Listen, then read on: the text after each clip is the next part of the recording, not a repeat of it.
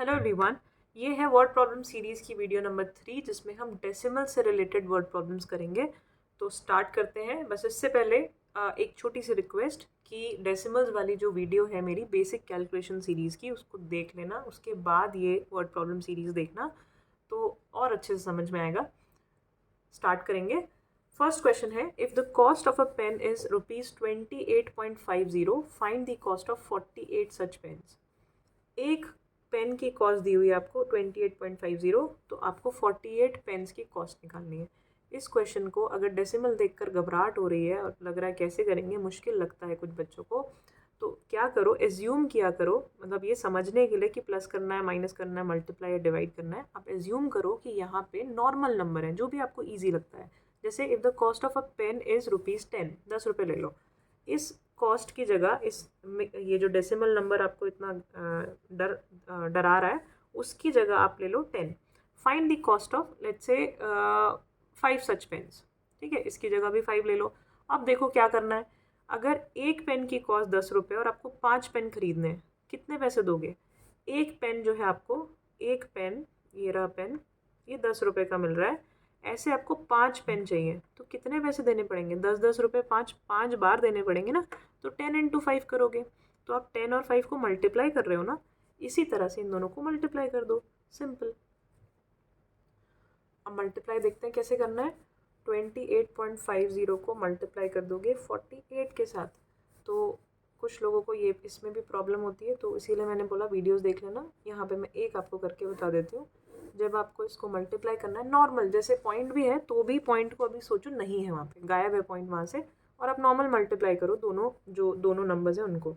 कैसे मल्टीप्लाई करेंगे देखो, 8 इंटू 0 0, 8 5 ज़ा 40, 4, 8 8 ज़ा 64, 64 प्लस 4 68, तो 6 यहाँ पे कैरी, 8 2 ज़ा 16, 16 plus 6 22, multiply 4 0 is 4, sorry 0, 4 5 is 20, 0 and 2 carry, 4 8 ज़ा 32। ये छोटे बच्चों की तरह मुझे बहुत ज़्यादा कराना पड़ रहा है।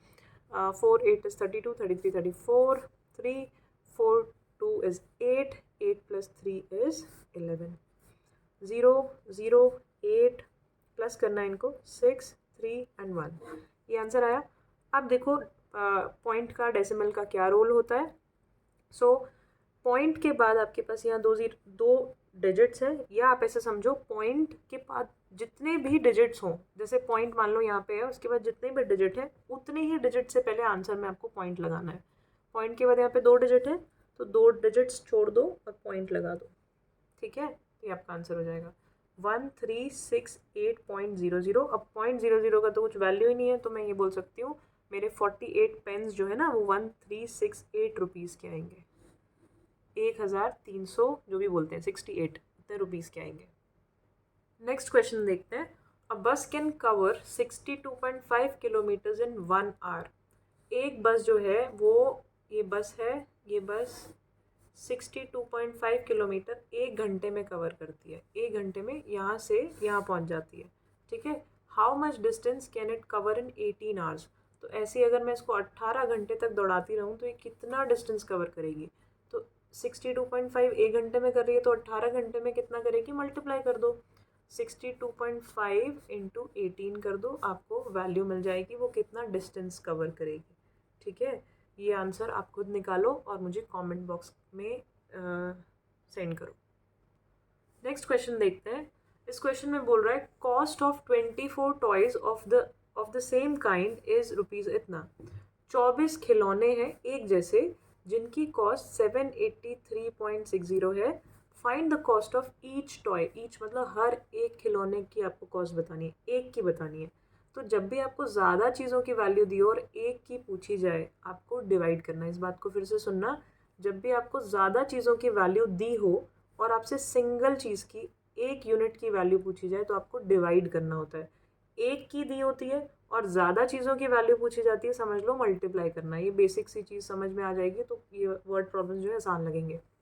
Okay, cost of 24 toys of the same kind. तो 24 टॉयज है मेरे पास, उनकी टोटल कॉस्ट कितनी है, 783.60। अब एक की कॉस्ट कैसे बताओगे, एक की कॉस्ट कितनी होगी, 783.60 को डिवाइड कर दो किससे, 24 से, राइट। डिवाइड कैसे करेंगे, सबसे पहले तो 24 एक बड़ा नंबर है, तो जिसको 24 की टेबल नहीं आती है साइड में 24 की टेबल एक बार लिख लो कैलकुलेट कर करके, और फिर बहुत जल्दी हो जाएगा पूरा डिवीजन, ठीक है। तो 24 की टेबल में 3 पे आता है जी 72, इसको माइनस करेंगे, ये आएगा 6, 3 को कैरी किया यहाँ से, उसके बाद 63 या उससे छोटा क्या आएगा, मुझे पता है 2 पे आता है 48, देन इसको माइनस करो, ये होगा 15, ऊपर से पॉइंट देखो यहाँ पे पॉइंट आ रहा है तो यहाँ पे पॉइंट लगाओगे। ये सब डिवीजन नहीं आती हैं तो डेसिमल वाली वीडियो बेसिक कैलकुलेशन सीरीज़ की देख लो, वहाँ पे मैंने डिवाइड करना समझाया हुआ है आपको। आगे बढ़ते हैं। सो ये आप नेक्स्ट 115 जो है 24 से छोटा है, 6 कैरी करोगे तो ये आ जाएगा 6, 156 से छोटा होता है 144, 6, ठीक है, 24 6 144। अब इसको फिर से माइनस करो, ये बचेगा 2, दिस इज़ 1, देन 0 कैरी करोगे, दिस इज़ 0, 120 कब आएगा, 5 पे 120 पूरा कैंसिल हो गया, तो आपका आंसर कितना आया, 32.1 जो आपको टॉय मिलेगा वो मिलेगा 32.65 रुपीज़ का, ये आपका आंसर है।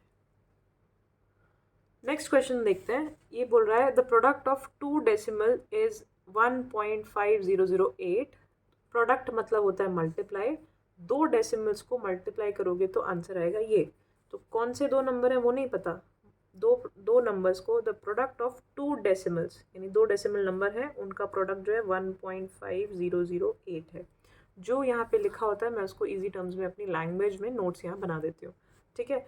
अब आगे बढ़ते हैं, if one of them is 0.56, अगर इन दोनों में से एक जो है 0.56 है तो दूसरा बताओ।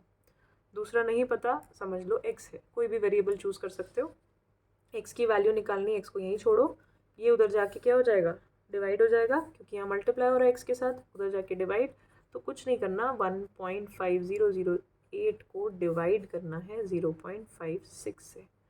अब डिवाइड कैसे करते हैं वो सुनो, 1.5008 डिवाइड करना है 0.56 से, तो बच्चे दोनों जगह पॉइंट देखकर डर जाते हैं कि अब इसको कैसे डिवाइड करते हैं, हमें तो पता नहीं है। बहुत बड़ी बड़ी क्लासेस में, हायर क्लासेस में पहुंचकर भी ये डिवीजन बच्चों को नहीं आता है, तो ध्यान से सुनना, मैं आपको आज यहाँ बता रही हूँ कैसे डिवाइड करना है। सबसे पहले तो खतरा है नीचे डेसिमल होना, ठीक है, ये खतरनाक है, तो नीचे डेसिमल को हटाओ यहाँ से। कैसे हटाओगे, आपको पता है जब भी मैं डेसिमल को किसी भी 10 के मल्टीपल से मल्टीप्लाई करूँगी, किसी भी नंबर को 10 के मल्टीपल वाले नंबर से 10, 100, 1000 से मल्टीप्लाई करूँगी तो डेसिमल आगे शिफ्ट होता रहता है, ठीक है। नहीं पता तो बेसिक वीडियोस पहले देख लेना मेरी, फिर यहाँ पे आना, ओके।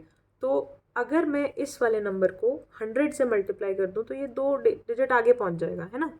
तो इस डिनोमिनेटर में मैं क्या करूँगी, इसको मल्टीप्लाई कर देते हैं 100 से, सो दैट ये जो नीचे वाला नंबर है ये हो जाएगा 56। कैसे हुआ 56, ये पॉइंट 2 जगह 2 प्लेसेस आगे खिसक गया, तो पॉइंट यहाँ आ गया, तो 56.00 लिखने का तो कोई मतलब नहीं है, तो 56 आ गया मेरे पास, डिनोमिनेटर से पॉइंट गायब हो गया, मेरी एक टेंशन दूर हुई। अब दूसरी चीज़, आप अगर सिर्फ डिनोमिनेटर में यहाँ कुछ चेंज कर रहे हो, मान लो इस डिनोमिनेटर को आपने 100 से मल्टीप्लाई कर दिया, आपने तो इसकी फ्रैक्शन बदल दी, यानी ये नंबर ही बदल दिया, अपनी मर्जी से कुछ भी कर दिया। तो जब भी हम डिनोमिनेटर में कुछ चेंज करते हैं तो सेम चेंज हमें न्यूमरेटर में भी करना होता है, तो यहाँ पे भी आपको मल्टीप्लाई 100 करना ही पड़ेगा, इसको भी मल्टीप्लाई 100 करना ही पड़ेगा। 100 100 कैंसिल, तो ये सेम रहेगा, इस फ्रैक्शन को हम चेंज नहीं कर रहे हैं।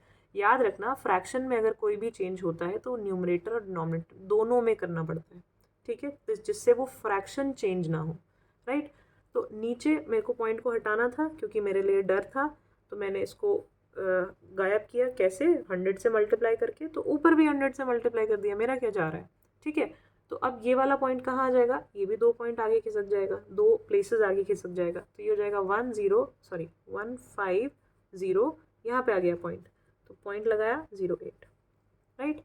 तो ये हो जाएगा 150.08 डिवाइडेड बाय 56।